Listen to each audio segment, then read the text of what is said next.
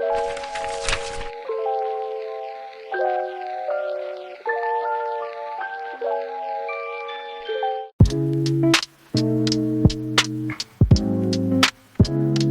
name is James Rehwald, pronouns he, him. My day job, I do digital marketing, and off the job, I organize with Anakbai in Portland, and on the side, I love to do videos. It really started to do the stuff back at the beginning of the pandemic, although I kind of experimented with like YouTube stuff when I was a kid, and that's what I try to do on my off time is really try to raise class consciousness through agitating videos, basically like short form propaganda with very strong anti-imperialist, socialist politics. I always try to challenge myself both in terms of the content and the form, trying to up my production and improve my writing. That's a little bit about me.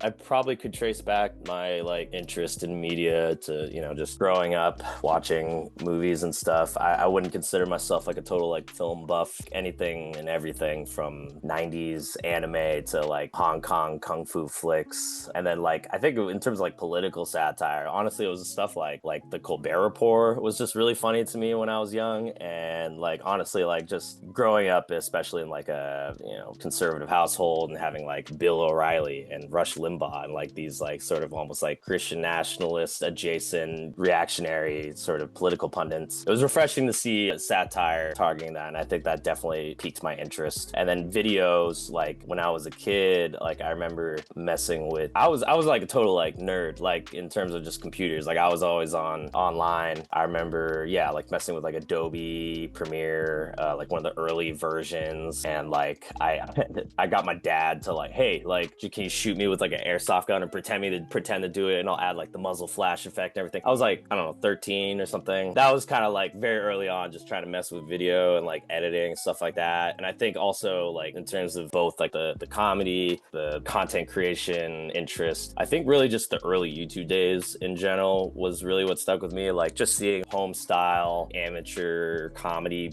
bits and sketches like on YouTube was really funny in like the late 2000s, especially growing up as like I'm half Filipino, and I remember seeing like you didn't see like Filipino American content like comedy sketches, so YouTube was the place like to see that kind of stuff. Unless it was like in person, that was the only place. There would be some really funny sketches and like stuff like that, so I always had an affinity for that sort of space. But I think I didn't really try to like commit myself to making like content until like the pandemic, although like I experiment with different stuff. I honestly like school projects, like high school and college, making like a video was those projects were really fun. Yeah, it wasn't until like 2020, literally like the first month of the pandemic, I downloaded TikTok. I was just using it like as a user. One of my friends was making skits online, and that kind of changed my impression of what the app was. I thought it was just a lot of like dancing and lip syncing and stuff, which is cool, but I didn't realize that there was like this stuff that was kind of reminiscent of what I grew up on and like YouTube. For others, I know it was Vine, although I kind of missed that wave. I think I made like a few videos, and like my third or fourth one went like viral. At first I was just making them to like make my friends laugh, and then I was like, oh, okay, there's something here. Like the algorithm, my content's getting out there and people think it's funny. Just try to like flex that sort of creative muscle and try to figure out ways to improve my content. And I think as time went on, my politics grew more radical. I think that was reflected in my content. Been trying to keep developing myself politically as well as creative output and abilities. That's kind of the long story short on what brought us here today.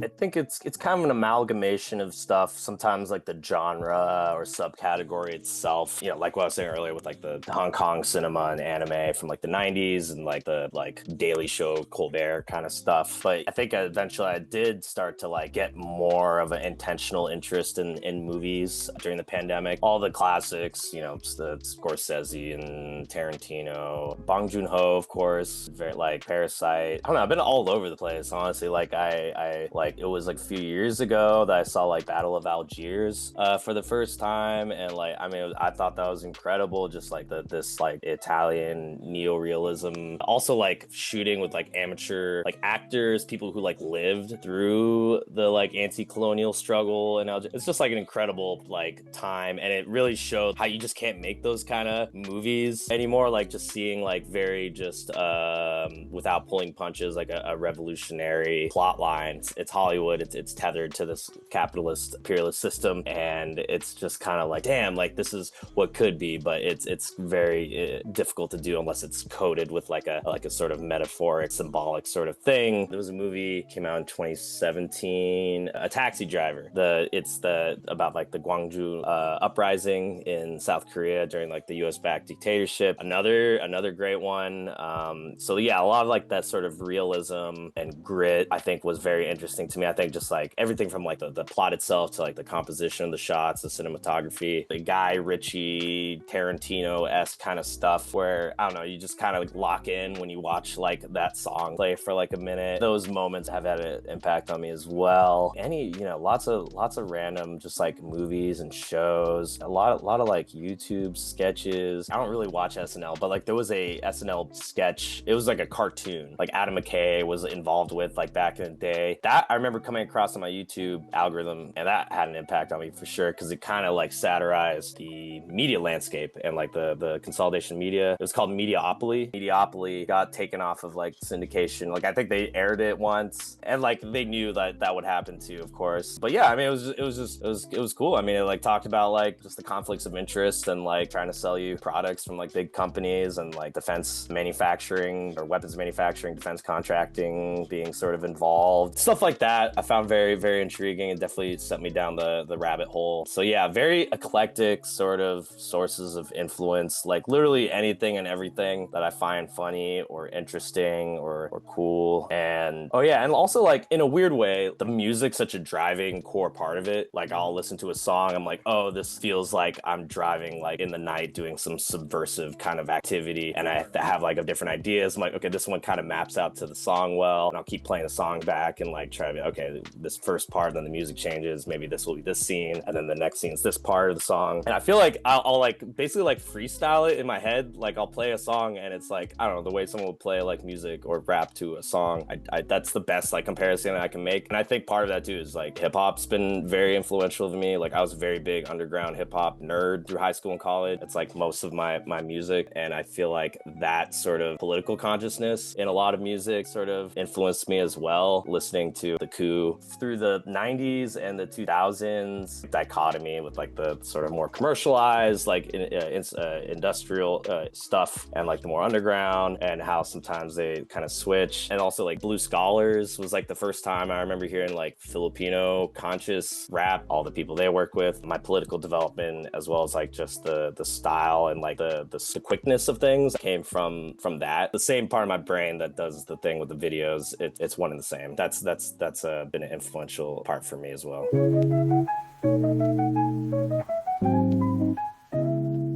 I'm sort of familiar. Like I got like a vague understanding of it, and most of it honestly was because somebody asked me the same question, and I was like, okay, I gotta look into this. So I was like, oh, okay. I think it impacts me, and it's, we're dealing with the material conditions we're given. I do a very low budget attempt to make things look high budget. For the most part, it's a one-man show, but like my girlfriend, my sister, some of my friends, I'll recruit to help me with things. That stuff just kind of makes me think, and I could be doing better myself, is just how just us workers, like whether we're sound effects artists or production, some sort of PA type of role, like we don't necessarily need to depend on big studios and production companies. I think especially hearing stories of people who just be making pitches, it's very brutal and cutthroat. There's ways we can organize ourselves to do these projects, and that's something I'm still trying to learn.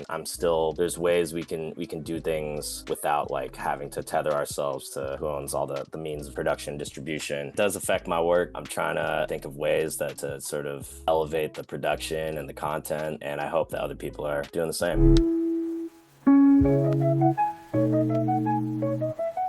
There's definitely been movies and shows recently that I'm like, damn, this is really surprisingly good. Like Andor, I mean, really the first Star Wars show or film that really delved into like anti-imperialist politics. I mean, like literally there's that scene where I forget his name, he's like reading and it's like straight up like Marx, like he's like speaking in like Marxist sort of analysis. And like, overall that show is just great, man. Like they kind of just actually show why the empire is evil. It's kind of like almost just assumed like, yeah, empire's bad in like all the OG Star Wars movies, but to like show it like these sort of industrial components, like this like mining planet, and like also just that fact there's no like mythological sort of like Jedi, so like they don't have that sort of OP override. Like it's like, yeah, we gotta organize ourselves. It's like really just showing how the rebellion formed. Needless to say, I think that's very interesting. The Boys is interesting because it's like fun in that it shows sort of like the corporate co-opting of like these figures and things like that, but then like the end message is still like the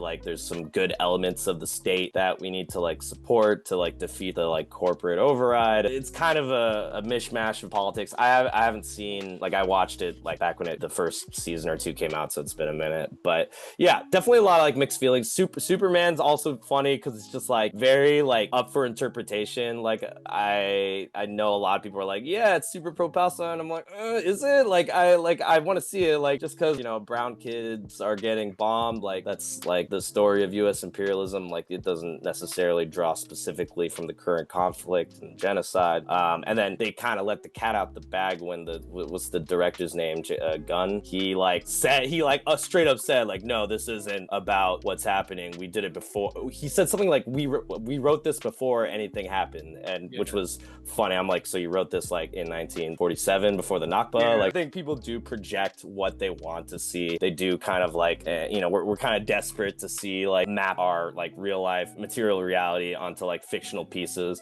which I think is like lately I've been jaded. After a while, like, and you start to see it, right? Like the liberals who are like, Trump comes to power and they're like, then they start like referencing their favorite,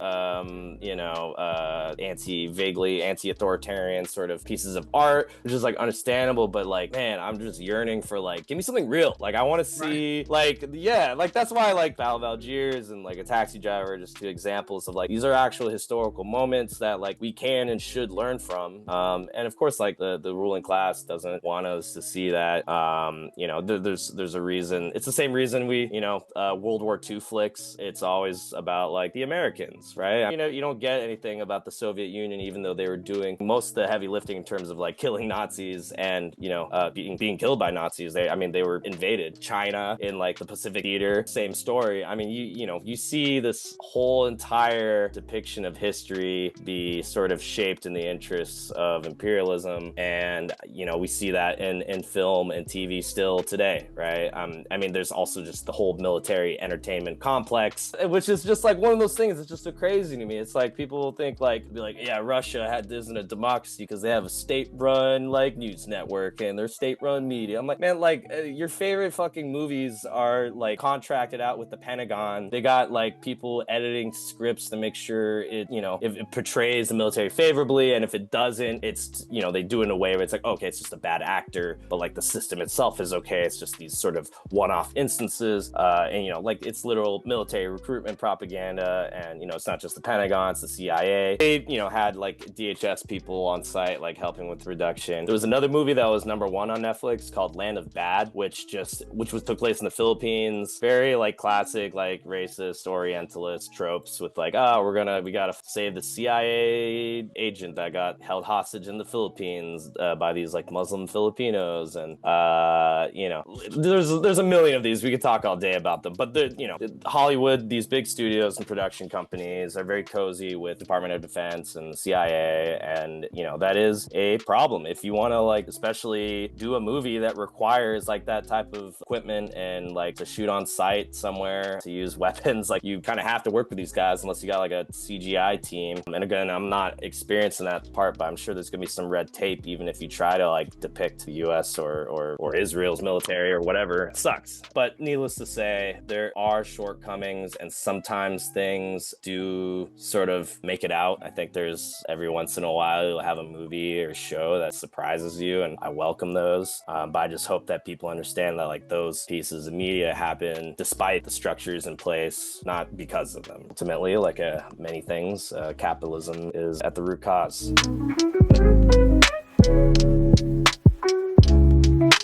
So I've gotten like, in terms of like straight up media censorship, like TikTok, weirdly enough, even though it's drawn the ire of like all these officials and it's like, oh, it's radical. And it's like, I've actually dealt with a lot of censorship there. I've gotten like random videos taken down and flagged. I think TikTok's a little bit more sensitive just overall with certain depictions of like violence or anything extreme. You know, it's hard to tell whether it's like people reporting me or like they're sort of automation, like AI sort of driven content moderation systems.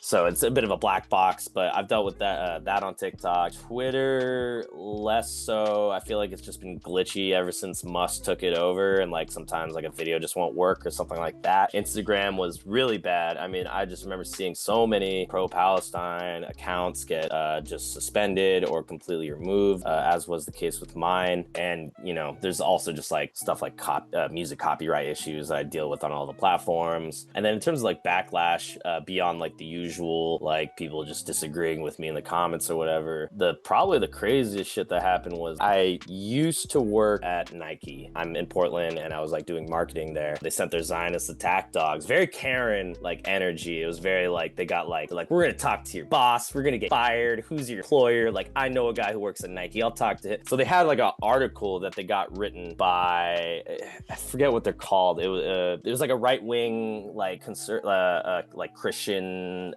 publication, and they did this big expose on me. Like, I forget the title. It's like something like James Rehwald, Nike digital marketer, says Hamas is quote unquote, or says Israel is quote unquote killing civilians. I'm like, yeah, like what are you talking about? This is like 2 months into the genocide. I think the article came out like 2 or 3 months after Al-Aqsa flood. I think they basically found my Patreon, and I think they saw my post trying to explain what's happening and, you know, voicing support for the Palestinian resistance and all these things. So, you know, they just, you know, they sunk their teeth in. They made this article, and then there was like a viral Instagram post that's like screenshotting the article. They're tagging Nike. At the same time all that was happening, all this like Zionist vitriol, my shit started blowing up on Twitter, and Twitter's just like a Nazi cesspool, and it was just like unrelated. It was like my older videos that were blowing up. So I started to have like the same thing happening from like not straight up like neo-Nazi, Christo-fascist, like white supremacist types. So I was getting heat from like all these people. It's crazy. Basically, like they, you know, doxed my family, which was crazy. Also funny because they're like very conservative and right wing, and I have to like explain to them, and they just like really couldn't believe it. It's crazy, and I'm not an isolated incident. A lot of content creators, left wing types, will, you know, they get doxed and all that. I mean, the students organizing around Palestine know that very well. Backlash was crazy. It only, I don't know, it lasted not too long, I guess. You know, there's always like people who try to start shit, but that 1 or 2 month period after the article was pretty wild. I had to meet with my boss. I had to meet with my boss's boss's boss. Oh yeah, I don't work there anymore, so I'm like, I don't even care. I don't even think they're gonna hire me again. I don't know if I got let go because of this, but it might have been a factor. But I remember my boss's boss's boss like came over to me. It was like, hey, like, need to talk. The HR or whatever was like, yeah, it was more like a safety protocol, quote unquote, to make sure like, you know, they had these mechanisms in place if like an employee gets like doxxed or whatever. And so then they talked to me and just made sure I'm okay. And then the lady I was talking to, even, she said that she was just on the phone with like Mark Parker, who's the chairman of Nike and like the ex-CEO. I'm like, oh shit. So I guess they saw the article, long story short, and they were like they're surprisingly supportive and like, hey, I don't think it's not like a very serious publication, like it's fine. But they still made me put after that, like, my views are my own, not my employer's, in my bio, which felt just really insulting. It's just like, okay, you guys don't want to be associated with like pro-Palestine sentiment. And this was also after they like already kind of botched like a inter-employee sort of thing. So at Nike, they got some problems. There was like a, you know, Middle East North African, I don't know if it was an official like chapter or like organization within Nike just for like community. Then there was also like a Jewish group group. The Zionism was very entrenched in like the Jewish Slack channel, which sucked. But yeah, they're at each other's throats. They were in a PR crisis, and then I entered the picture, and they're like, yeah, put that shit in your bio. I'm like, okay. Needless to say, yeah, they went after me from many different angles. It honestly just kind of agitated me more. I was like, maybe I'm just crazy. I'm like, oh man, I gotta do a video about this. I think, we're just gonna have to see what works. I think we're gonna have to test different things. I'm not sure what's gonna happen, but I think the signs are there. I mean, any sort of anti-Zionist, pro-Palestine dissent is probably going to be suppressed. It already is. Like TikTok, was it like a month or two ago?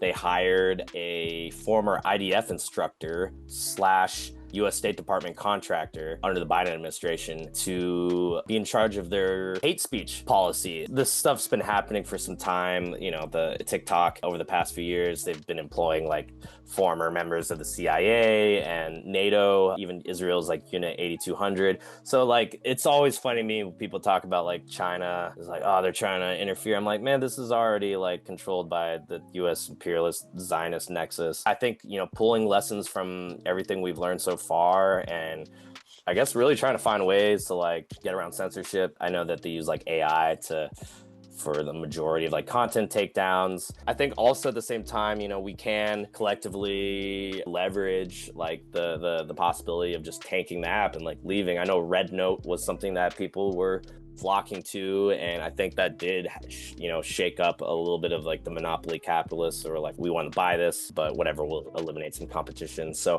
now that they're acquiring it, and you got Larry Ellison and this consortium with him at the helm, with like Silver Lake, which is like basically other Silicon Valley VCs, Dell, Murdoch, all these Silicon Valley big tech guys and other big media people, we can threaten to basically leave the app en masse if things get bad enough.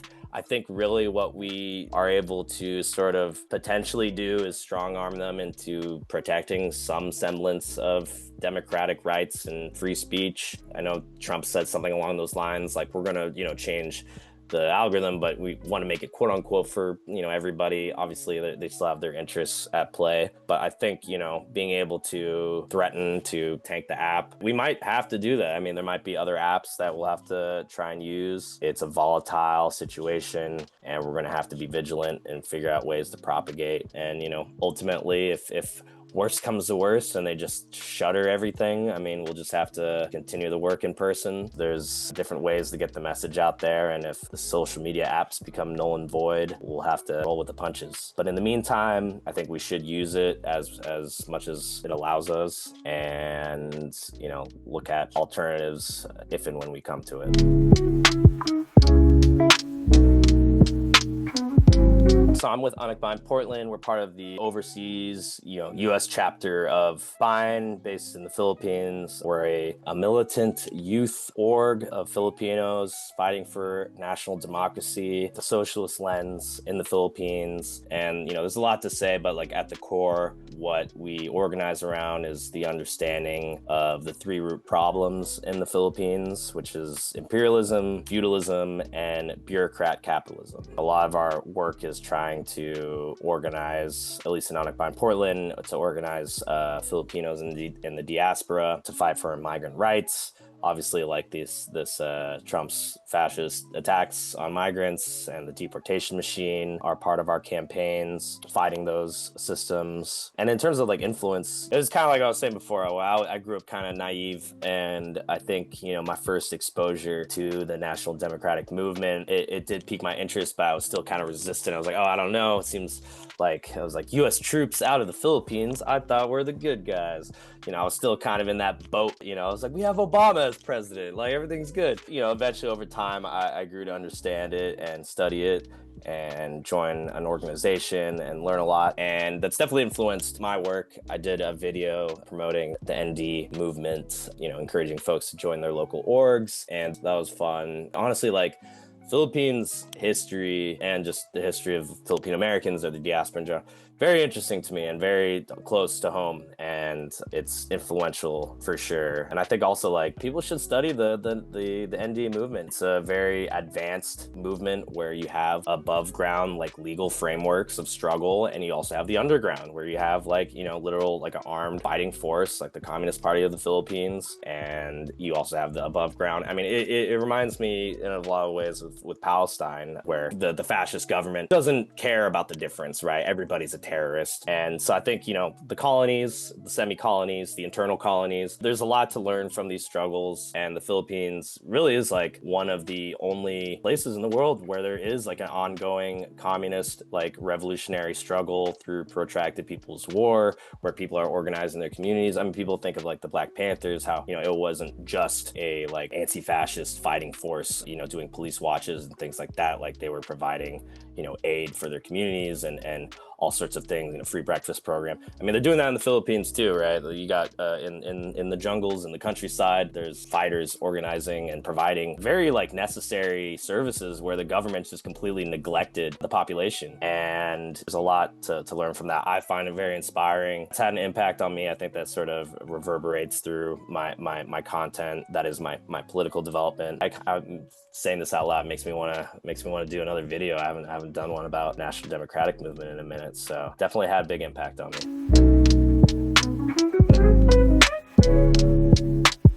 There's so many things. I think one that comes to mind just as fascism is on the rise is you can look at the Marcos Sr. era. I mean, in the Philippines, the Filipinos have ousted dictators backed by the US. So Marcos Sr., I mean, he embezzled. I mean, it's a lot of parallels with Trump, right? Like using their political power to enrich themselves, eliminating political opposition, consolidating power, using the armed forces, the police to oppress people. There was a mass movement that formed. People were pushed underground. You know, strangely, this sort of, they call it red tagging of you know, people who were, you know, maybe called themselves liberals or progressives, actually drew them into the more, you know, the socialist, the communist movement. So, you know, there's a lot of history there to learn from, and just how we need to organize our communities, and events that culminated in the 1986 People Power Revolution, or EDSA. You know, I mean, it's incredible. Stormed the Malacanang Palace.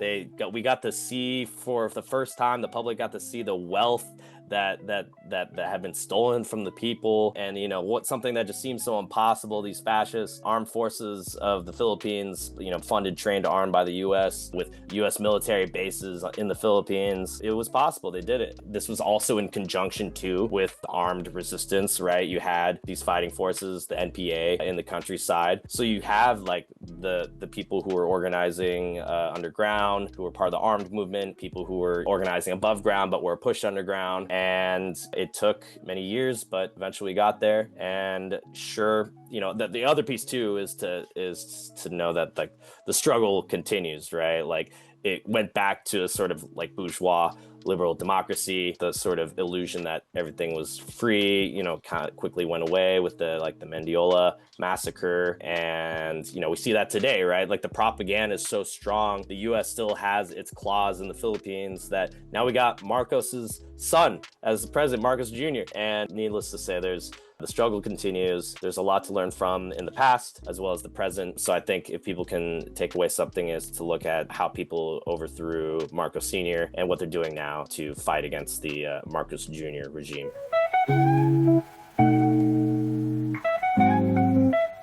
Anytime I do a video, I really do try to do it justice and like dive deep into the subject matter. You know, if I were to do something about what's happening right now, which is awesome, youth, you know, taking the fight up against just such blatant corruption by these, you know, bureaucrat capitalists, I think I'd really want to speak to what people are dealing with, getting into the particularities. I think I'm always trying to do different types of content, so I take a very experimental angle. Sometimes I'm like, let's go the realism route. Let's make it feel like a movie, and it's like serious with like just a little bit of jokes in there. Sometimes it's a bit more comedy forward. I'm like, let's just like satirize the people who are against the good thing or whatever it is. So I think some of that decision-making process comes down to like the sensitivities around things. Like I sometimes, you know, maybe comedy isn't best suited for a certain topic. Maybe there are certain ways to approach it. So I really do try, in order to do it justice, like immerse myself myself. I'll have like, I'll talk to people. I'll have like 50 tabs open on my computer, just reading different articles and, publications and, whatever it is. Very case by case. Sometimes it's something that I feel like I already know a good amount on. Sometimes it's something that's very new to me and I just try to get lost in the subject. It can also be tough because you're trying to do things in a timely manner and you want to, these videos can take time when it's a one-man crew. So trying to keep that in mind as well and balance out like, okay, I can't just like read like 5 books and then do something like a year later. So it's a lot of a balancing act, but in the end, I do try my best to do it justice. And if there's corrections to be made, I'm always trying to keep my ears open and hear from folks might have feedback. So a lot of criticism and self-criticism and trying to improve my content in every way.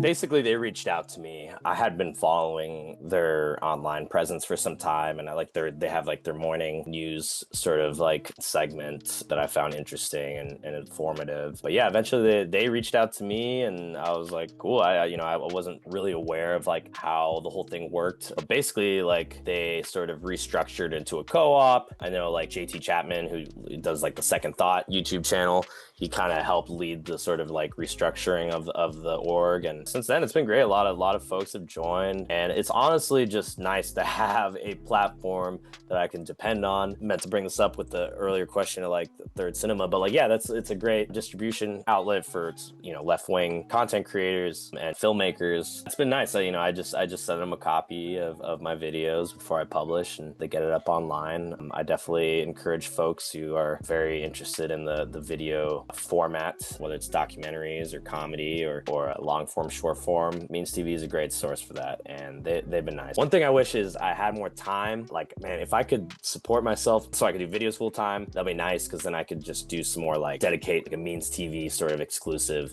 a show or whatever it is. So trying to work towards that. But in the meantime, yeah, they've been a great partner. Shout out to Means TV.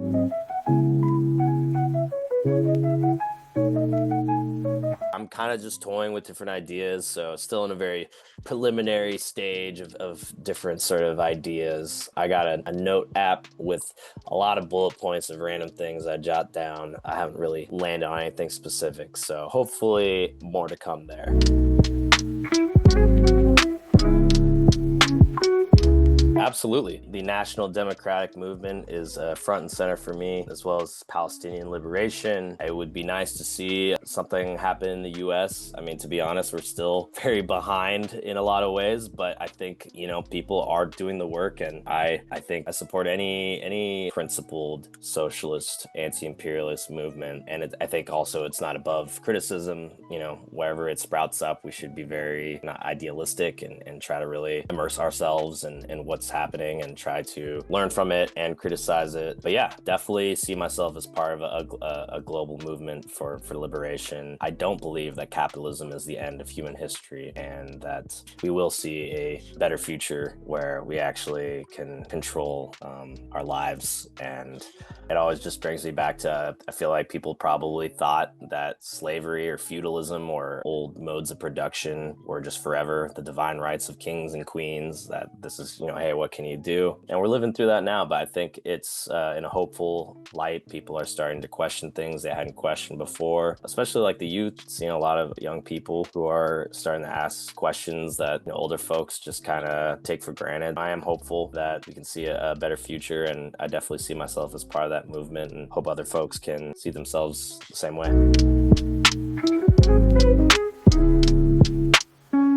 I would say to learn from the mistakes of, previous generations, as well as ourselves. I've been kind of like in this space of like, there is this tendency to be like, once the boomers are out and like Gen Z's here, everything's gonna be fine. But like, they say that with every generation. And I think like it's important that people understand that like dominant, the superstructure we live under, the mode of production, the base, it's still very much there. The propaganda is inescapable. They're gonna try, the ruling class is going to try new tricks to try and bring people back into the fold. So I hope young people are vigilant of that and are able to criticize themselves. There's still these very reactionary tendencies, whether it's, racism, homophobia, transphobia, even just understanding the imperialist system itself. I think young people should understand that like we shouldn't fool ourselves into believing that things will change on their own. We do have to organize our communities, and we do have to organize across age groups and demographics. There's elders who bring wisdom. There's also old people who are reactionary. There's people that, you know, we have to socially investigate and use class analysis to understand who are the people that